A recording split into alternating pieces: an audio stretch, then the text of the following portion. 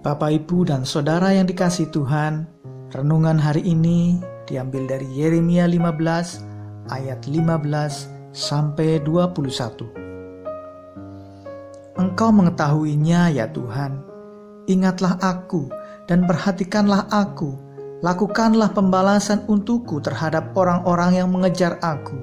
Janganlah membiarkan aku diambil karena panjang sabarmu. Ketahuilah bagaimana aku menanggung celaan oleh karena Engkau. Apabila aku bertemu dengan perkataan-perkataanmu, maka aku menikmatinya. Firman-Mu itu menjadi kegirangan bagiku dan menjadi kesukaan hatiku, sebab nama-Mu telah diserukan atasku. Ya Tuhan, Allah semesta alam, tidak pernah aku duduk beria-ria dalam pertemuan orang-orang yang bersenda gurau. Karena tekanan tangan-Mu, aku duduk sendirian, sebab Engkau telah memenuhi aku dengan geram. Mengapakah penderitaanku tidak berkesudahan, dan lukaku sangat payah, sukar disembuhkan? Sungguh, Engkau seperti sungai yang curang bagiku, air yang tidak dapat dipercayai. Karena itu, beginilah jawab Tuhan. Jika Engkau mau kembali, aku akan mengembalikan Engkau menjadi pelayan di hadapanku. Dan jika Engkau mengucapkan apa yang berharga dan tidak hina, maka Engkau akan menjadi penyambung lidah bagiku. Biarpun mereka akan kembali kepadamu, namun Engkau tidak perlu kembali kepada mereka. Terhadap bangsa ini, aku akan membuat Engkau sebagai tembok berkubu dari tembaga. Mereka akan memerangi Engkau, tetapi tidak akan mengalahkan Engkau, sebab aku menyertai Engkau untuk menyelamatkan dan melepaskan Engkau. Demikianlah firman Tuhan. Aku akan melepaskan Engkau dari tangan orang-orang jahat dan membebaskan Engkau dari genggaman orang-orang lalim. Bapak, Ibu, dan Saudara yang dikasihi Tuhan, ada sebuah cerita seseorang yang baru percaya kepada Tuhan Yesus. Dia sangat rindu membaca Alkitab. Sayangnya ia telah kehilangan penglihatan dan kedua tangannya dalam sebuah kecelakaan. Kemudian ia mendengar tentang seorang wanita yang bisa membaca huruf Braille dengan bibirnya. Maka ia ingin mencoba cara tersebut.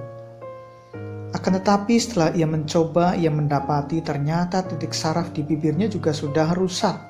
Namun akhirnya ia sangat bersukacita ketika mengetahui bahwa ia dapat merasakan huruf-huruf Braille dengan lidahnya.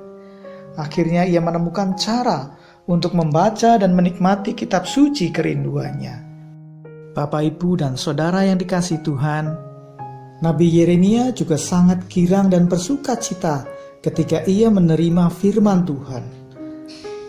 Apabila aku bertemu dengan perkataan-perkataanmu, maka aku menikmatinya, ujarnya.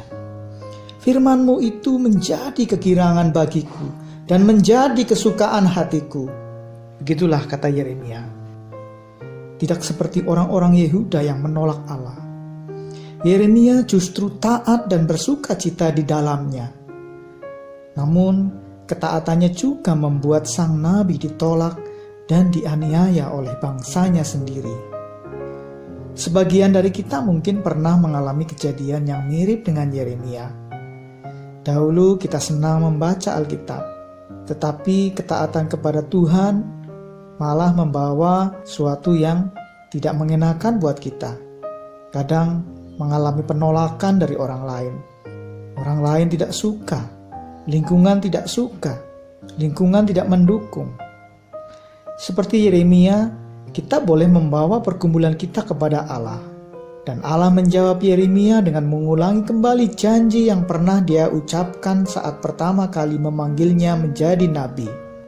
Tuhan mengingatkan Yeremia bahwa dia tidak pernah mengecewakan umatnya. Kita dapat memiliki keyakinan yang sama. Allah setia dan tidak akan pernah meninggalkan kita. Mari kita berdoa.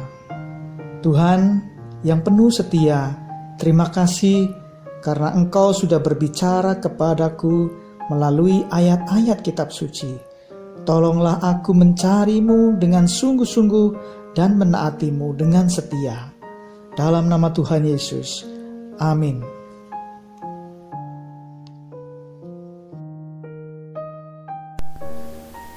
Saudara-saudara yang dikasihi Tuhan, apabila renungan ini menjadi berkat bagi saudara, dan saudara rindu untuk menikmati renungan harian ini setiap pagi, saudara bisa mengikutinya setiap hari dengan cara klik tombol subscribe dan klik simbol lonceng agar setiap pagi Bapak Ibu Saudara akan diberi informasi setiap renungan harian ini hadir.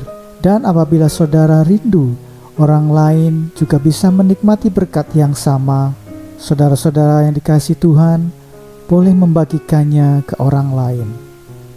Tuhan memberkati.